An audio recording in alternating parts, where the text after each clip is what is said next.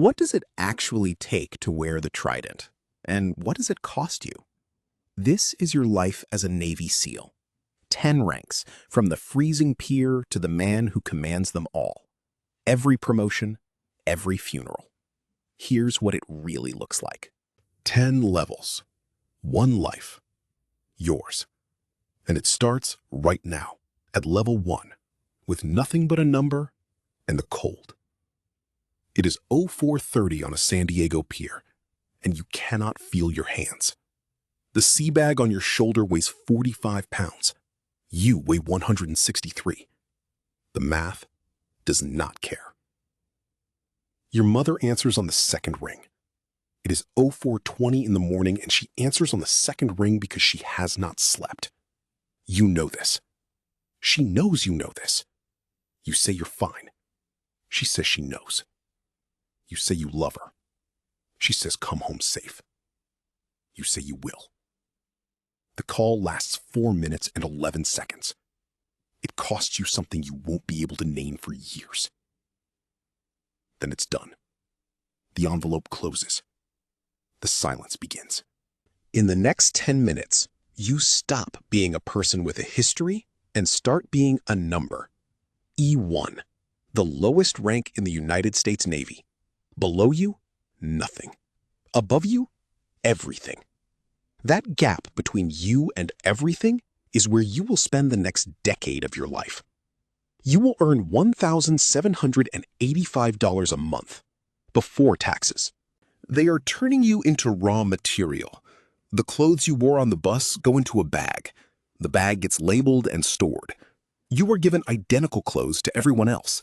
Identical bunk, identical meals at identical hours. The uniformity is not aesthetic. It is functional. It is the first lesson, and it runs the entire length of basic. You are not special. You are a unit of performance. Prove otherwise or don't. Most don't. The guy to your left also wants to be a SEAL. So does the guy to your right. Only one of you will make it. You don't know which one yet. Neither do they. What you know is this. The pier is behind you. The call is done. The envelope is closed. The bus drops you at the Naval Special Warfare compound on a Sunday night. They take your watch at the gate. They take your phone. They take anything that might tell you what time it is, what day it is, or how much longer this can possibly go on. Hell Week begins without warning. Concussion grenades, screaming, water pouring over everything. You are running toward the ocean before your brain has finished processing what's happening.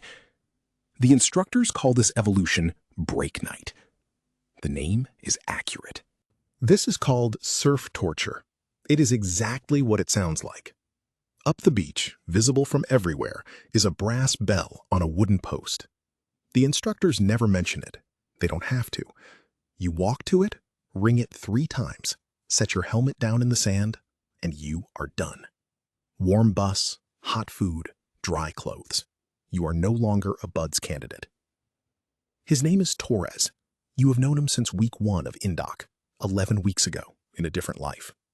He runs a 9:47 4-mile. He swims a 500-meter combat side stroke in under 9 minutes. He doesn't complain. When log PT goes long and everyone else goes gray in the face, you look at Torres, jaw set, eyes forward, and things feel manageable. Torres is standing still. Everything is in motion. The Zodiac, the surf, the instructors, the class, and Torres is standing in the middle of all of it, hands at his sides, looking at nothing. He walks up the beach. He walks past the bell. He stops. He reaches up and rings it 3 times. He sets his helmet in the sand. He walks away without looking back. The instructors say nothing. No acknowledgement, no pause. The machinery keeps turning. This is what nobody tells you about Hell Week. It doesn't register loss. Someone exits and the work simply redistributes and continues. And you are left to process what you just witnessed during the same moments you were using to survive, which means you do not process it. You file it. Somewhere behind the cold and the weight of the boat and the 90 hours without sleep, you file it away. You learn combat diving at depth. You learn military freefall. You learn to clear a room in 4 seconds and identify a hostile in 2. You learn field medicine, tourniquet placement under 60 seconds, chest wound packing in the dark, how to keep a man breathing on a hillside with no hospital within 100 miles. You are still not a SEAL. The word still matters. Then the day comes. The ceremony is brief. Your commanding officer reads your name. You stand in a line with the men who made it. Fewer than started, always fewer. And someone pins the Trident to your chest. Not gently, a deliberate press. The 4 pins on the back sink through your blouse and into your chest, and you stand straight. You breathe through it. It is tradition, not cruelty. The pain is the mark. You will remember exactly where you were standing for the rest of your life. The Trident weighs 2 ounces. It will feel heavier than that for years. You are now Petty Officer 3rd Class, E4. Base pay, $2,800 a month. Their quiet is not the quiet of exhaustion. You know that quiet now. This is restraint. These men have things behind their eyes they have decided not to discuss, things they carry alone. You are the new guy. You carry gear. You set up and break down. You listen. You do not offer opinions. This will last 2 years minimum, and you accept it without argument. Then 3 months in, someone hands you a folder. You are in a room with no windows. You thought you understood fear. Hell Week showed you that fear is something you work through. The body keeps moving regardless of what the mind is screaming. But this is not that kind of fear. This is consequence fear. The fear of decisions that cannot be reversed. Of a photograph that was alive last Tuesday. You keep your face still. You ask one question, a clear, operational question. The team lead nods. You are not a candidate anymore. The word for what you are is operator. You close the folder. You start memorizing the exfil route. You prepare. 9 months later, you are somewhere the sun feels personal, like it chose you specifically, like it wants something from you. Helmand Province. The dirt is orange-gray and it gets into everything. Your teeth, your rifle action, the corners of your eyes. Your kit weighs 62 pounds. You know this because you weighed it on the FOB scale 3 times. 62 pounds of plate carrier, medical, ammunition, radio, water, and the things nobody writes down. Back home, your wife is doing everything. She is paying the bills and fixing the car and putting your daughter to sleep and telling her daddy is on a trip. A trip. You know this from the 1 satellite call you get per week if the signal holds and the mission does not run long. 8 minutes. Sometimes 4. You say, I love you. She says, I love you. There is a silence where both of you are full of things that 8 minutes cannot hold. You hang up. You walk back into the dark. You pick up your rifle and keep moving. The breach goes clean. The first room goes clean. The second room does not. Your teammate's name is Danny. That is not his call sign, but it is his name. And you have been breathing the same air as him for 4 months. And you know how he takes his coffee, and you know his kid's birthday is in November. Danny goes through the second doorway 30 seconds before you do. You hear the shot before you process what it means. The next 40 seconds are muscle and training, pure automatic function. You clear the room, you move to cover, you call the contact on comms, and somewhere in those 40 seconds, you understand what has happened to Danny without looking directly at him, because you already know from the sound he made when he went down. You get him to the helo. That is the job. You get him there under intermittent fire across 80 meters of open compound, kit still on, both of you weighing a combined 320 pounds, your lungs burning in a way you have never felt before and will carry for the rest of your life. You get him there. The helo lifts. You go back. You finish the op. That is not callousness. That is what Danny would require of you. The mission does not end because Danny is gone. You have learned this tonight in a way that no training evolution could have taught you. You will carry it the way you carry the kit. Always. Every step. No option to put it down. You pick up your rifle. You prepare for the next op. You come home. 3 deployments. 412 combat hours. You are 31 years old. You are E6. You have 6 years left to decide. Your base pay is $4,200 a month. Your body is worth more than that on paper and less than that in practice. You come through the front door, and she looks at you from across the living room. She says, in the polite voice she uses for adults she does not know well, "Hi, sir." Your wife turns away. You crouch down. You say your daughter's name. Something behind your ribs does something you will not describe to anyone. Not in any report, not in any therapy session you are never going to attend. She is not scared of you. That is not it. She is just being careful with a stranger in her house. You have been home for 9 minutes. But somewhere around month 4 of the pre-deployment workup, the reenlistment paperwork lands on your desk. It comes with a bonus. $43,000 if you sign for 4 more years. You have kept men alive by competence alone, by hours in simulators, by muscle memory so deep the muscle does the work and the mind steps aside. You know what you are. You know what it costs to build you. The Navy knows it too. That is why the $43,000 is sitting on the desk. You think about staying. You think about what staying looks like in 2 years, in 4, in 6. You are at the crossroads. You know you are at the crossroads. What you do not know yet is that the crossroads is not a moment. It is a season. You will live in it for 2 years before it forces your hand. You pick up the pen. You put it down. The hand makes the decision the mind was still debating. You sign. You re-enlist. You will not say how. The details belong to his family. What comes after is yours to carry. You sit at a desk in a forward operating base at 0200 with a blank page and the home address of a family in Coronado, California.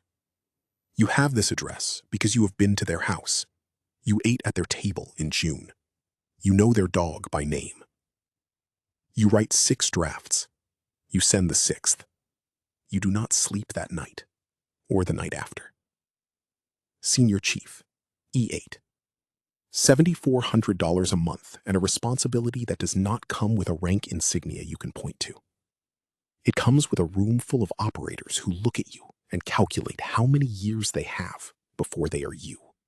You notice the first shift before you can name it. A junior operator has a question about a direct action sequence. He walks past you. He asks the E7 2 desks down. Not with disrespect, without thinking. The E7 is the one whose call sign they are shouting on the range. You are the one they nod to when you enter the room. There is a difference. You are beginning to understand what it costs. Then the officer track intersects with yours. He is an 03, lieutenant commander. He has been in the Navy 11 years. He has 2 deployments. He has a master's degree in strategic studies from a school with a good name. He is now your commanding officer. He makes $9,800 a month. He has never cleared a compound in Helmand at 2000 with his hands shaking and his throat dry and the decision already made before the door opens. He is not a bad man. That is the part no one tells you. He asks good questions in the brief. He writes clean orders. He listens. And you answer every question he has, because that is your job now, and because the men watching you will take their cue from how you carry this. You carry it without expression.